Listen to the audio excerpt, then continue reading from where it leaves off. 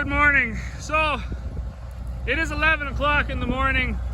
We just finished breakfast and got going, but as you know, Dad and I, we combined till 6:30 this morning, so that's warranted.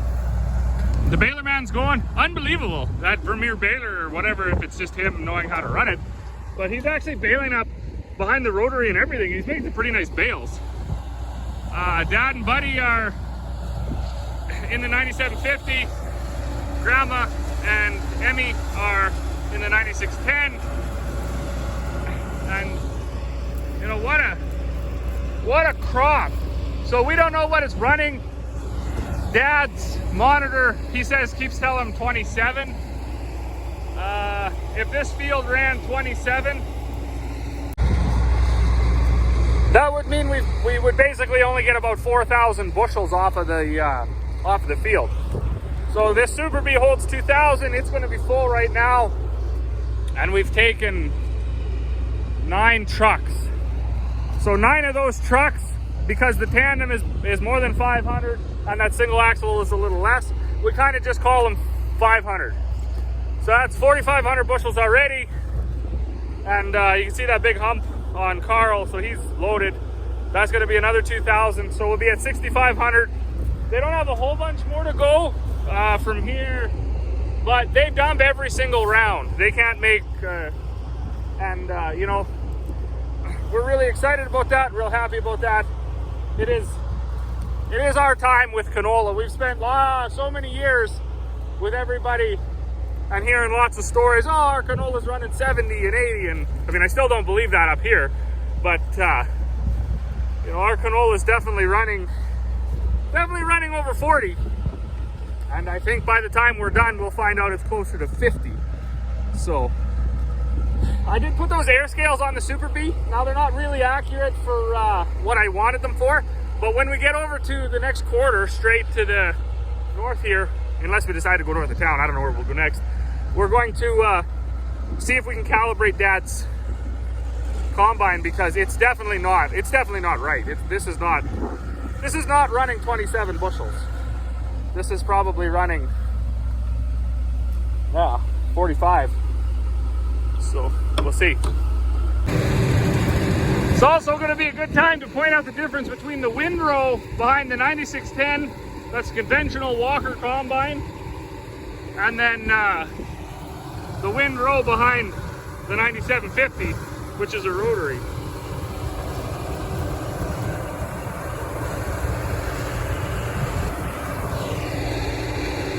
(9610) rotary.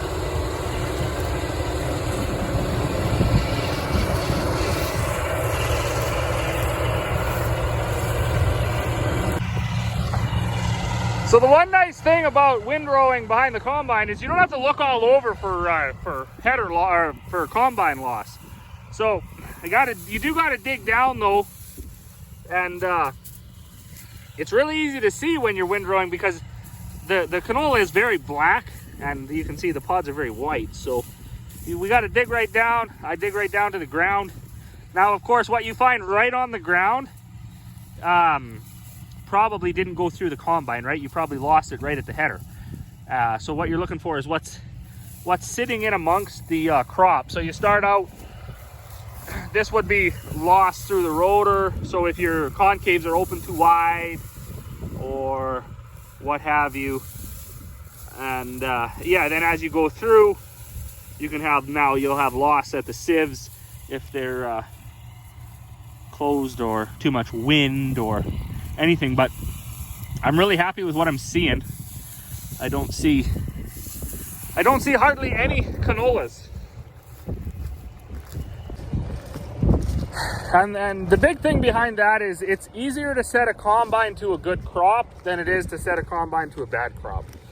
So if you have a thin, straggly crop, you know, if you're straight cutting and the crop is terrible and light and thin, or if your swaths are light and thin or super uneven, you know, they're really thick in the heavy spots, really thin in the low and the high and the light spots, it's hard to set your combine. But when it's just even from one end to the other, like these canola fields were this year, once you get it set that you're happy with what your sample looks like, you can I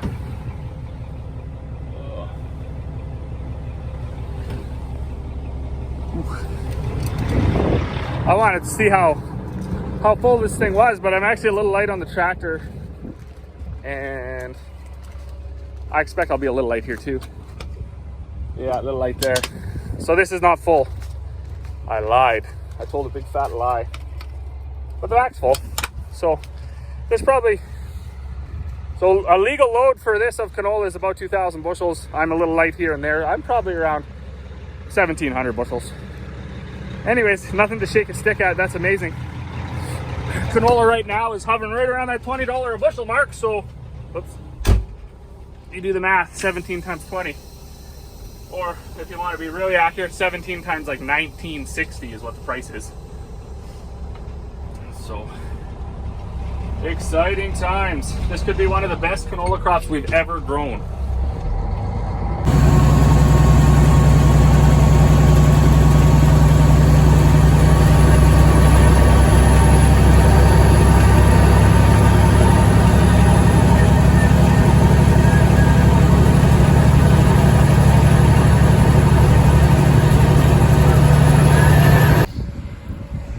Well, good afternoon. So they finished that quarter. The baler man, he's just crushing it. He figures he'll get over 300 bales off of that, which is pretty wild.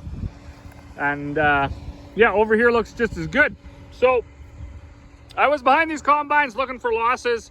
We're more realistic than most people. We realize there's going to be some. It doesn't matter what color your machine is or how intelligent and super great you are at farming. It just is. And one of the reasons why you're always going to have some loss. So right here, the wind blew this swath a bit. And seeing how I was waiting for them just to fill this truck up, I thought, well, I'll just throw it back together. But this is what happens with canola. As soon as the wind blows it and you touch it, it's so fragile that it just pops apart and all the seeds fall out. So you can imagine when they're rolling by with this header, like the amount of aggressive shaking that's doing, you're going to have header loss with the speed that auger's turning in the front. That's going to throw some, and so you're just never going to get it. So what they do is they have a drop pan that you would throw in, you know, right behind the header basically, and then let the combine drive over it, and then you can assess at that point how much is coming out the back of your combine. We do that. A cookie sheet works good because it's about, you know, it's about the dimensions, right? I mean, you want it to be at least a square foot or something, so you get a rough idea. The other thing too, this is a 35-foot swath, so when you're walking around and you see the odd one on the ground, you know, you got to realize that, you know, the little bit that you see here, like no one's even been here yet. So that's well, most likely my dad just drove over this and then it popped out and now there's canola here. So pretty tough to gauge. What you want to do is just have it up in your head what you think this is supposed to run. And on our farm, we've combined a whole lot more 18 bushel crops of canola than we ever have 50. So it took some getting used to with our new 35-foot swather, because the swath is pretty big. Like it's pretty impressive when you go from 20 feet to 35 and you lay that all together. But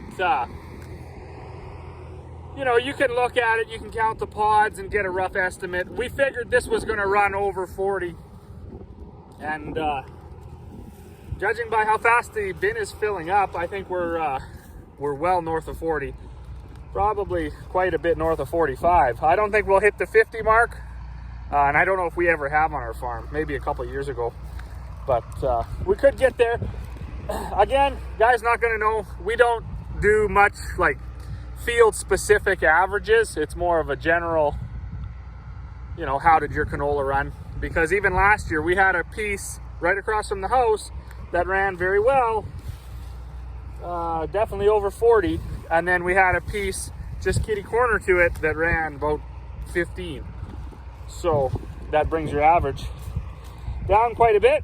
So when you're walking around talking at the coffee shop and you, oh no, our canola ran 40. Well, no, it didn't. It ran 40 on one quarter, and then the other quarter was a complete disaster. At least in our experience anyways. I was also looking at these ones that I missed with the swather, and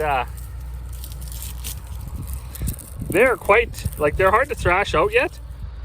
And I just, because you always wonder if you're swathing too early or if you're, you know, whatever, right? But the kernel size, I don't think the kernels are any bigger. I don't know if you can see them. But I think we, sometimes if you swath too early,